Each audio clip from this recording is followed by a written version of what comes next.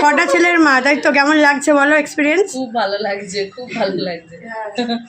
ছটা ছেলে, ছ পুত্রের বাবা হয়ে কেমন লাগছে বলো? খুব ভালো লাগছে। আর তার জন্য খুব সুন্দর ড্রেস আপ দিয়েছো। একদম। আর আমাদের বৌদি ভাইকেও খুব সুন্দর লাগছে, তোকেও খুব সুন্দর লাগছে। হ্যাঁ, ওয়াও, বাবা মা, ছ পুত্রের বাবা মা, দারুণ দারুণ, অসাধারণ। ভাবা যায় এখানে আমাদের পাড়ার কারোর হয়নি, আমাদের পাড়ার কারোর হয়নি।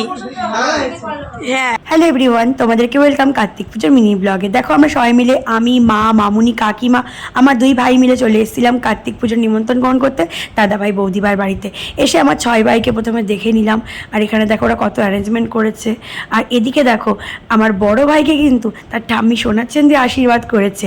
আর প্রসাদে কী হয়েছে জানো? লুচি, ছোলার ডাল, খই, নাড়ু, ফল, মিষ্টি, আরও কত কিছু। আমরা বেশ তৃপ্তি করে খেলাম। তারপর আবার 6 ভাইকে টাটা করে চলে আসলাম। আজকের মতো দেখা হচ্ছে নেক্সট কোনো মিনি ব্লগের সাথে।